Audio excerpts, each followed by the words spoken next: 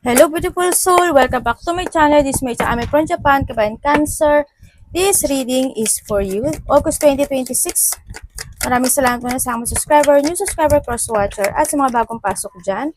Welcome na welcome kayo sa bahay ni Ate Aimee. Sa mga nagpa-personal reading, marami pong salamat. Kung gusto mo ng energy mo lang, at personal reading, lalagay ko sa screen yung aking FB or punta kayo sa description below o sa pinaka-YouTube ko na doon po yung FB link ko. Diyan na lang kayo kumuha para hindi rin kayo ma-scam kasi may nagagaya sa akin. General reading, energy reading, vice versa. Hindi mo to personal reading ha. Gawin mong guide yung mga warning. Okay, Cancer. Climbing toward to success. Maring may mga pagsubok pero, don't give up, ang sabi dito, kasi you're going toward to your success. Ibig sabihin is, merong sitwasyon sa buhay mo din na magkakaroon ng kaliwanagan. No, nandun ka sa point na yon. Or may mga hinihiling ka na maaring this time is makakamit mo ito, ang sinasabi dito. And also, may news is on the way. Baka ito yung good news or ito yung success na hinihintay ng iba sa inyo. Okay? And syempre, scale. Keep your life in balance. Keep your life in balance, ibig sabihin, ito is mga ininom, kinakain, kung sa physical, siguro kung medyo puyat ka, magbawi ka ng tulog, ganyan, huwag mo papabayaan yung sarili mo. Sa pera, balance din, mga ganun sitwasyon, basta all in balance, connection, relationship, ganyan, sa lahat. And too much concern with sex while matter. Ikaw ito or someone who's connected sa iyo or maybe may tao na ang pakay niya lang sa iyo is sex. And you need to be very careful. Okay? Or maybe ikaw, di ba? Hindi natin masasabi.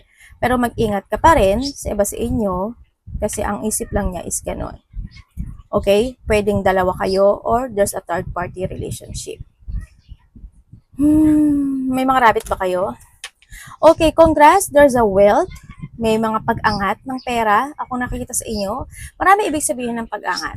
Ibig sabihin, you have an idea to pursue na yun yung makakatulong sa'yo para mas umangat. May mga bagong trabaho, pwedeng yung makakatulong sa'yo para maging masagana. May mga overtime na pwedeng makatulong sa'yo na yun yung makakagood para mas mag-growth yung wealth mo o yung pera mo. Congratulations, may yaman. May yaman ka dyan, di ba? Congrats ha, ang ganda ng ano And syempre, persevere and you will overcome a problem. May mga overcoming situation.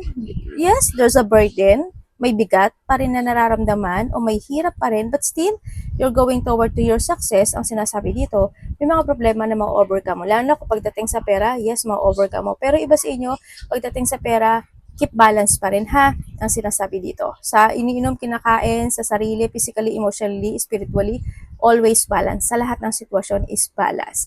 Okay, do your things, your duty, your responsibility. Okay, handito yung sitwasyon. And syempre, love, deep affection, and caring. May tao na super care pagdating sa iyo. Pwedeng kapatid, anak, magulang, karelasyon, kaibigan, a person who's connected sa iyo, or ikaw ito sa kanya. Sa iba sa inyo, when it comes to rabbit, tsaka heart, syempre, yung mga yung alam mo yung super attractive ka, lalaki ka man o babae yan, nagiging, ano ka, attractive ka sa kanilang mga mata, your heart, no, lalaki ka man o babae ha, handun sa point na yun, nagkakaroon sila ng love, deep, and affection pagdating sa iyo. Sa iba sa inyo. Dealing or relationship with a woman with blonde, gray, or white hair. Pwedeng ikaw ito or someone is connected sa iyo or pwedeng ito is a person na may love, deep affection, and caring pagdating sa iyo or pwedeng itong tao na to is a person na kaibigan mo. Pwedeng nahandun sa point na yun, na isa siya sa heart na sitwasyon or pwedeng may mga pag-uusapan kayo related to a money nitong babae na ito sa iba sa inyo. Pwede maiksi yung niya, buhok niya, di ba? Or kung sino man siyang babae, pwedeng nandun sa point na yon. Or pwede siya yung makakatulong sa iyo to overcome your problem. Or hihingi siya ng tulong sa iyo because sa problema niya. Pwedeng sa pera or any situation in life. And meron kang exciting event. May mga excitement o may mararamdaman kang exciting situation o may mga exciting happen into your life. Congratulations. Pwedeng sa news iyan or pwedeng sa pera or sa trabaho. Kung saan aspeto ng buhay mo yan, Congratulations. Energy ni Cancer. Ganda ng card mo.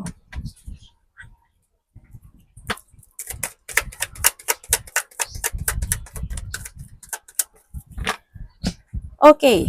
Pagdating sa iyong energy, 4, 5, 6, oh. O, tas dalawa yung 5 mo. Ay, tatlo yung 5 mo. Meron kang 5, 5, 5 sardines. Oh. Tama, tatlong 5. May tatlo kang 5. Okay. Pagdating sa iyong energy, sa energy mo, may mga sitwasyon ka daw o may bagay o pangyayari ka daw na pinag-iisipan. Yan, nandun ka sa point na yon. May sitwasyon ka daw na pinag-iisipan. Handi rin yung pain na nakikita ko sa'yo. Pwedeng nakakaramdam ka ng pagod, masakit yung kalamnan mo, kasukasuan mo, buto-buto mo, muscle mo. May pain akong nakikita sa iba sa inyo. May mga sitwasyon na medyo magkakaroon ka ng emotional feelings, pwedeng lungkot, loneliness, or thinking lang sa iba. Sa iba naman dito, pwedeng may magbibigay sa iyo nito. Pwedeng may makakausap ka o may mga magaganap o mangyayari na magkakaroon ka ng disappointment. Pwedeng sa sarili mo, madi-disappoint ka. Pwedeng nandun sa point na yon. Handin din yung point na when it comes sa energy mo is meron kang pwedeng iba sa inyo may mga travel no? Maybe you're thinking about traveling, may mga pag-usapan rin about traveling, ganyan, o may mga paglipat na sitwasyon na magaganap o mangyayari, pwedeng nandun sa point na yon. Yan, yung traveling malayo o malapit, ganyan. Halimbawa, nasa dito ka, mapupunta ka dito, pupunta ka dyan, pwede mga ganun, kasi may paglipat din ako nakita. Yan ang nakikita ko sa iba sa inyo. And then also, sa energy mo, may konti lang sa iba is pag-isolate ito. Yan. May pag-isolate o may thinking situation kasi ako nakikita sa iba sa inyo. Medyo may mga sitwasyon na magiging magulo yung sitwasyon, magulo yung isip mo, marami kang iisipin, pwedeng na sa point na yun, pananakit ng ulo, paa, ganyan. Yun. Tingnan natin ang parating. Kung may mga mararamdaman kayo na masama pakiramdam nyo, i-remedy nyo na kaagad ha. Lalo na yung mga basic na na pakiramdam. Ubo, sipon, lagnat, masama pakiramdam, pahinga ka, matulog ka. Yan, uminom ka ng mga may mga kalamansi or lemon, something, para ma-remedy ka if ever, diba, masakit yung lalamunan mo, throat, thyroid, kung ano mga, basta pag nakaramdam ka na, i-remedy nyo kaagad bago pa lumala.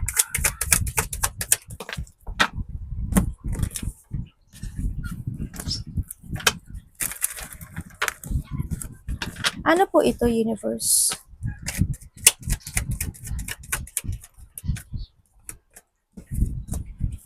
Oh. Parating sa iyo. Tingnan mo, puro pera ka, Pera, pera. Pera. Pera. Pera. Pera. Aba, baka naman makalimot ka sa ate mo, ha? Congrats! Tapos ito, wealth, diba? Pera. Oh, beke naman. Basta makakalimutan si ate, ha? Pera, pera, pera, pera, pera. Ilan to? 10, 19, 22, 7, 8, 9. Tapos ito, 1, 3. Aba, ang daming pera, Tapos 9, wish come true. Uy, basta. Sabay, sabay ganun Ate, ano ba yan?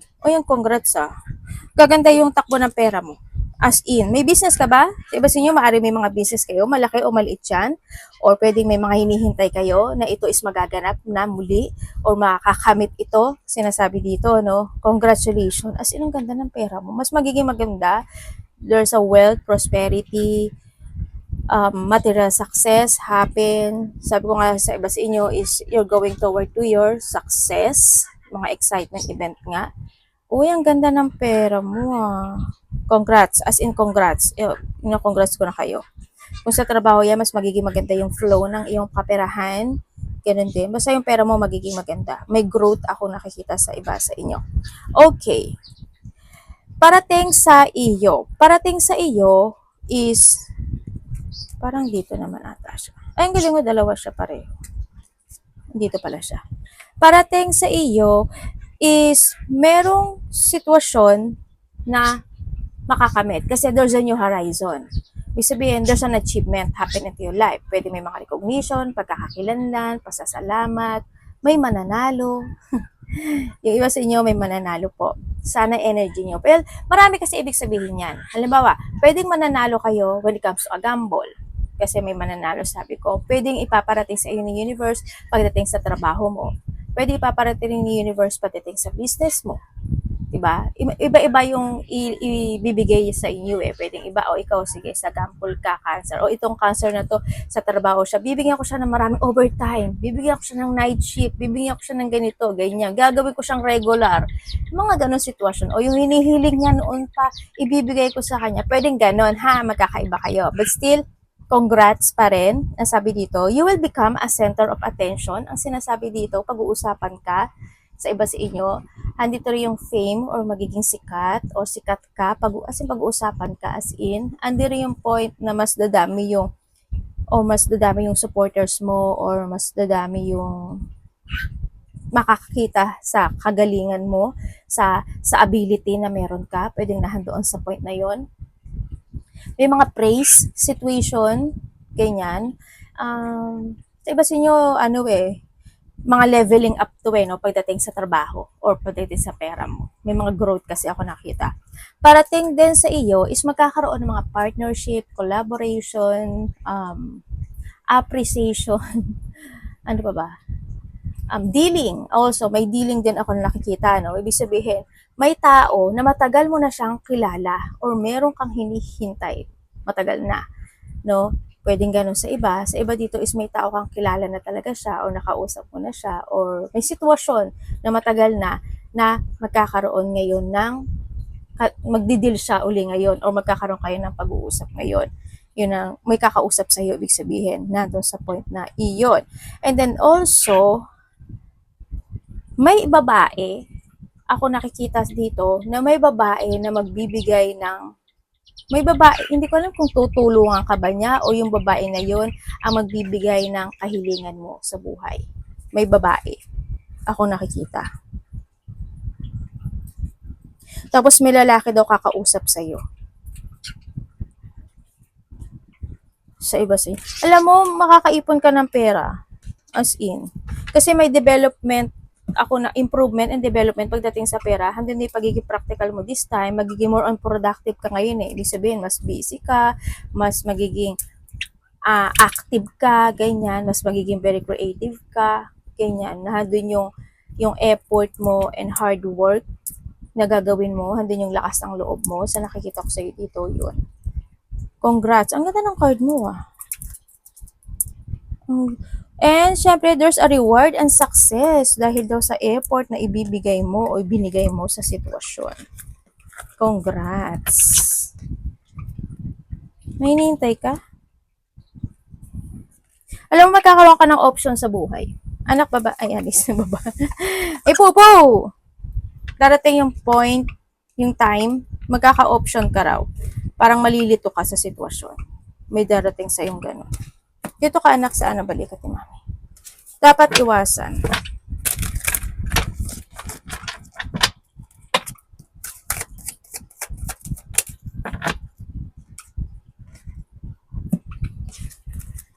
Bibi, ito na.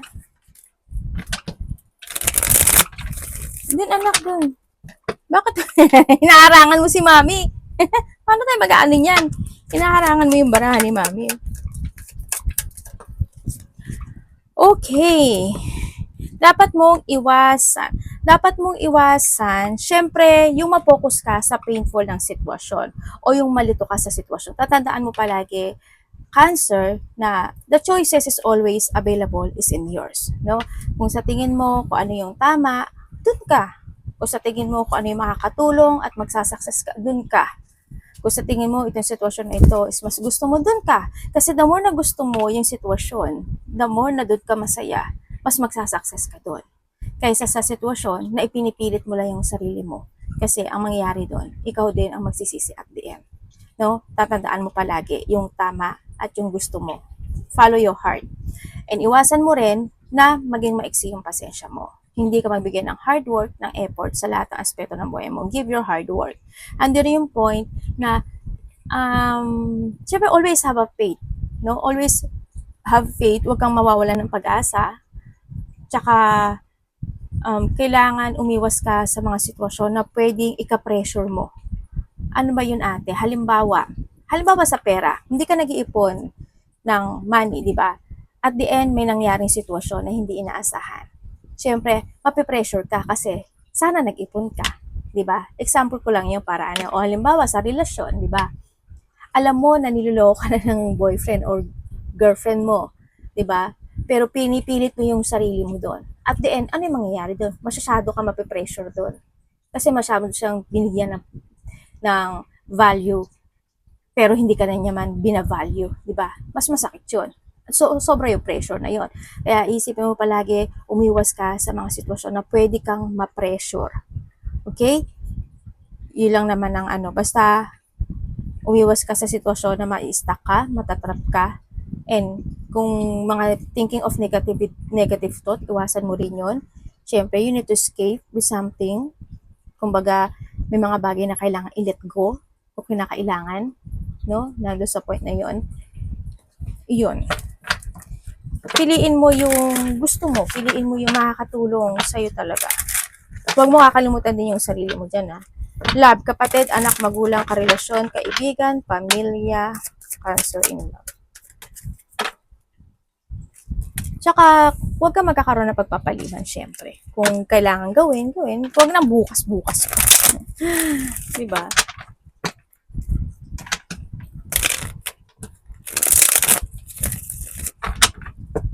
Love.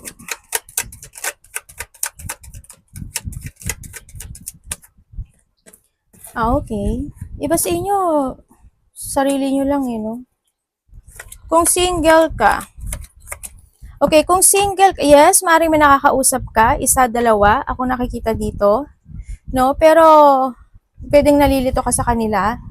Yung isa dito, napaka very independent. Yung isa dito may boundary. Well, choose something. Ikaw rin may magdidesisyon nito, di ba? Ano yung sa point na yan, sa mga single dyan. Kung nararamdaman mo na super care sa sayo, tsaka wag mo madaliin. Wag mo madaliin. Maghintay ka ng mga 3 months, 3 to 4 to 5 months, something. No? Ganyan. Basta madali mo pag-isipan mo maigi. You need to see the fact ng connection na ito, ha? Hindi porkit na magaling lang siya magsalita, matalino siya, smart siya, ba? Hindi natin masasabi. Kasi may boundary tsaka may sabagay kasi bago pa lang kayo, 'di ba? Baka mamaya hindi pa rin naman talaga siya ganun ka-open. Baka ikaw din hindi ka pa rin naman din ka-open. Slowly but surely, o bas okay 'yun, 'di ba?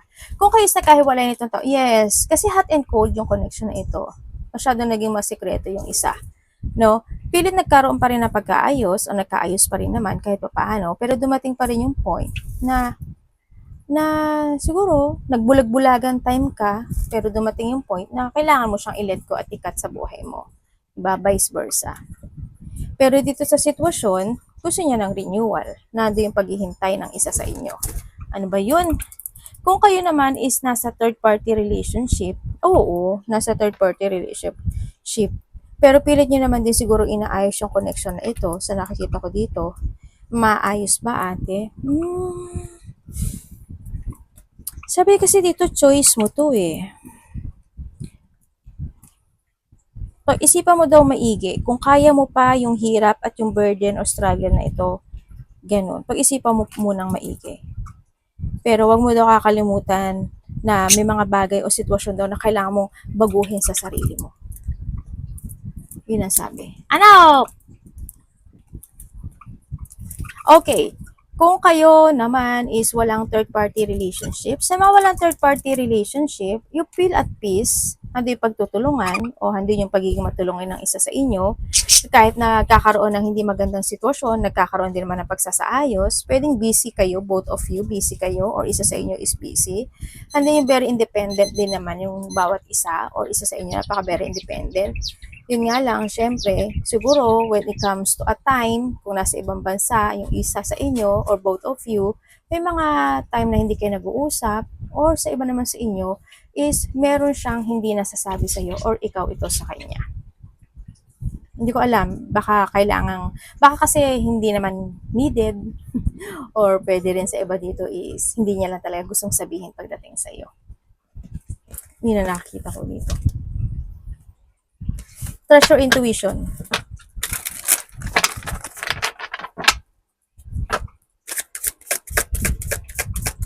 Money and trabaho.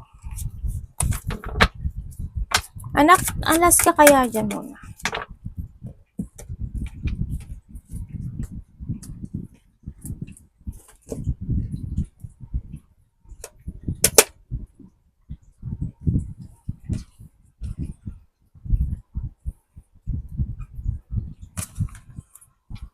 Ang ganda na ano mo, oh.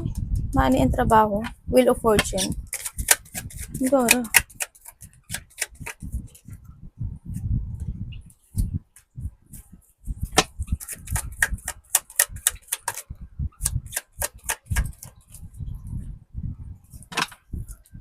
Okay.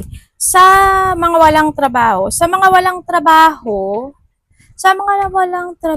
ang nakikita ko sa inyo, siguro kung mag-iibang bansa kayo, pwede ko nasa ibang bansa na kayo, pwedeng nandun sa point na yun. Sa iba sa inyo, kung ibang bansa kayo, siguro not this year, sa ang nakikita ko dito, siguro by next year na lang, mas maguging good pa sa nakita ko dito. Sa iba naman sa inyo, syempre kung maghahanap kayo ng trabaho sa Pilipinas, meron naman daw, may mga opportunity naman daw ako nakikita dito. Siguro kailangan mo lang din ng action, kailangan mo lang din na magpursige. Oo, mahirap naman talaga. Mahirap talaga maghanap ng trabaho, di ba? Pero kailangan mo daw magpursige dito kasi may nakikita rin ako interview dito sa situation sa iba sa inyo. Yan. Try and try until you succeed. May mga pagpipilian ka rin naman. May mga 3 option ako nakikita dito sa iyo. Or maybe more than pa para sa iba, no? Sa iba naman sa inyo, kung nasa trabaho kayo, syempre may mga tao naman ando talaga yung mga tao na disloyal, bullying, ganyan, conflict, yan, mga tao na judgmental, mamaliitin ka or mamaliitin mo sila, vice versa. Yan, nandun, may mga ganun talaga, kahit saan naman, paulit-ulit na nangyaganap o nangyari yun, may masasabi sa'yo. Okay lang yun, may masabi sila, opinion nila yun eh. Hindi mo, ikaw rin naman, di ba? May mga masasabi ka rin. Pero okay lang yun. Kasi sila din naman yung mauubusan ng laway. Sila din naman yung mapapagod. Okay lang yun. No? Kumbaga, at least nagbibigay sila ng oras sa iyo, di ba? Andun lang 'yun. Busy sila sa iyo. Hindi sila busy sa buhay nila na para paangatin yung buhay nila, di ba? Andun lang yung point na 'yun. Mapapansin mo naman yung tao na ganoon na mas nagiging concern at mas nagfo-focus sila sa ibang tao kaysa mas focus sila sa kanilang energy, i-success yung sarili nila. Yung mga ganoon. Mapapansin mo 'yun, yung mga tao na bitter, mga tao na may masabi lang, mga tao na mas concern sa iba kaysa maging concern para paangatin yung sarili. Yung mapapansin mo yun, no? Iba sa inyo. Okay. Kung sa pera naman ito. Kung sa pera ito, is may mga delay situation ako na nakita siya. But still, handun yung good news, handun yung good fortune, yung good luck, yung good karma. Pero tatandaan nyo, when it comes to a good karma, what goes around, comes around. Siguro alam niyo ibig sabihin nun, di ba? I-research niyo pag hindi niyo alam. Okay? Yun ang magaganap dito. No? Hando sa point na yun. Kung may mga bagay kayo na hinihintay, delay lang siya, pero mangyayari yung opportunity na yon na hinihiling niyo. Yan. Magkakaroon o darating ang new beginning sa buhay mo or may potential ending na sitwasyon na magaganap sa buhay mo. Sa iba naman sa inyo is ito na ang simula ng cycle ng buhay mo. Iba baka delay lang, pero may magsisimula. May mga tao rin na makakatulong, may tao na makakatulong to success yung iyong good fortune. Ang sabi dito. Yun na nakita ko. May mga collaboration, partnership, sharing goals, dealing, yan. Magkakaroon ng ganon. And may bago kayong tatahakin sa iba. May bagong pagtahak ng direksyon na gagawin ng iba. Yun ang nangyayari. Yun ang nakikita ko sa iba sa inyo. May unfinished business ka nga eh. May fresh start ako na nakikita dito sa'yo. May panimula talaga, no? Dito sa sitwasyon. Alam mo ba, another message, may tao dito na nagkakaroon ng regret. May tao dito na gusto niyang linisin yung sarili niya, or may tao na gusto niya ng reconciliation, or gusto kanyang kausapin. May taong gusto kanyang kausapin. Gusto kanyang kausapin, may interview, may movement. Dito kasi sa sitwasyon may solusyon na masusolusyonan na. Ano? May problema na masusolusyonan na. Solusyon na masusolusyonan. May resolution kasi ako na nakita. Tapos, nandito na yung situation na a fresh start finding peace kasi nakikita ko dito. As in, kung dati may mga delay, or sa iba dito, baka delay pa to as of now, pero kung ano may mga delay na yun, makakamit mo rin siya, ang sabi dito. Naatraso lang, no? Na doon sa point na yun, pero makakamit. Kasi kung medyo hindi naging maganda, or na-delay, or nag-struggle, o nag-negative, ngayon hindi. It's more on positive yung nakikita ko sa iba, sa inyo, pagdating sa inyong trabaho or kaperahan. Congrats! Ang ganda pa rin, no? Pero tandaan niyo palagi yung sinabi ko, what goes around, comes around. Arigato namaste, God bless.